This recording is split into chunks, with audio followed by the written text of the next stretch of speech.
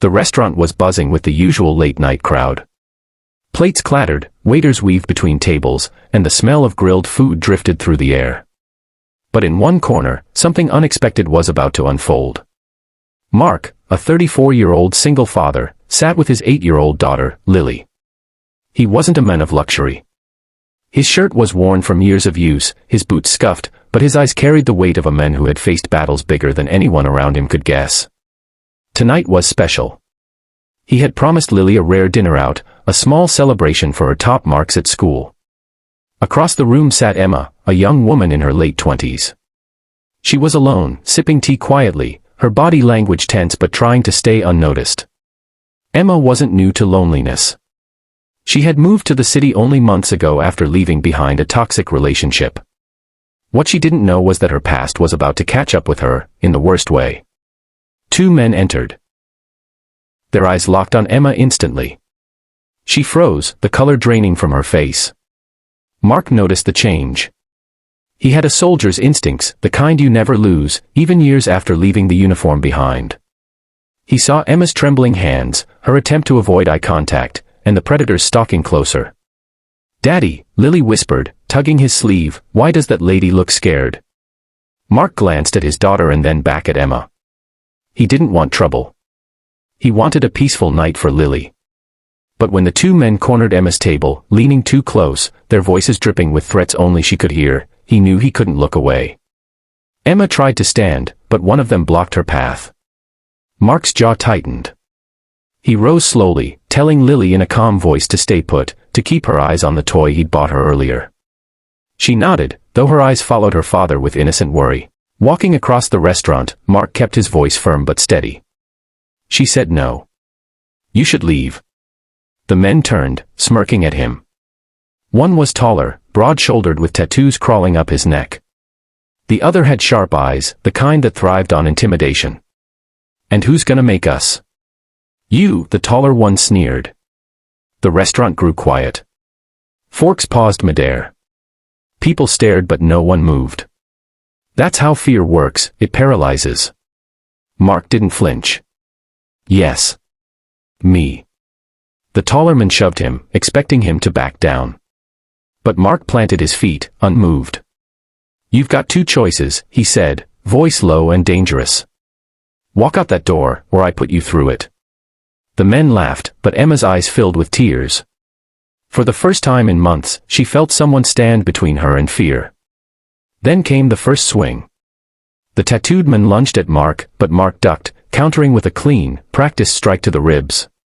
Years of discipline, years of survival instincts roared back. The second man charged, but Mark sidestepped, pushing him into a table, dishes crashing to the floor. The fight wasn't flashy. It wasn't about proving strength. It was about control, about protecting the innocent. Within moments, both attackers staggered back, clutching bruised pride more than injuries. Mark's glare alone was enough to finish what his fists had started. "Leave. Now." Shamed, they stumbled toward the exit, cursing under their breath, their power stripped away. The restaurant let out a collective breath, whispers breaking the silence. Emma sat frozen, her hands trembling. Mark turned to her, his voice soft now, almost apologetic. "Are you all right?" She nodded, tears sliding down her cheeks. "Thank you. I didn't know what they would do." Mark offered a small smile. "You don't have to. You're safe now." From their table, Lily ran over and wrapped her arms around her father's leg. "Daddy's a hero," she announced proudly, her little voice breaking the tension. The entire restaurant smiled, some even clapping quietly. But for Mark, it wasn't about heroism. It was about setting an example for his daughter, that you don't look away when someone needs help. Over the next hour, Emma and Mark spoke quietly.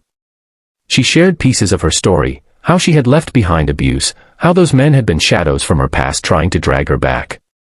Mark listened, never judging, only offering quiet reassurance. Emma found comfort not just in his protection, but in his humanity. The challenge wasn't just the attackers, it was what came after. Emma struggled with fear every day, while Mark struggled with raising Lily alone, balancing work, bills, and fatherhood. Yet, in that moment, both realized they weren't as alone as they thought. Mark faced whispers at work later, some calling him reckless for stepping in, others calling him foolish. But he didn't care. His daughter had seen him stand up for someone. She had seen kindness in action. And Emma? She began to heal, slowly. Sometimes healing doesn't come from therapists or medicines, but from one moment, one act, that restores faith in people. Weeks later, Emma would become a family friend, often visiting to share dinner with Mark and Lily.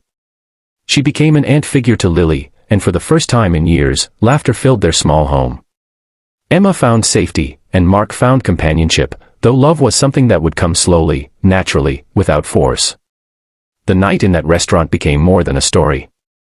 It became a lesson. That courage isn't the absence of fear, it's doing the right thing despite it. That kindness is strength, not weakness. And that sometimes, in protecting others, we find parts of ourselves we thought were lost. So, if you're watching this story right now, ask yourself, what would you do if you saw someone in need? Would you stay silent, or would you step up? Because the world doesn't just need more strength. It needs more kindness. Backhand index pointing right if this story touched your heart, comment below and share your thoughts.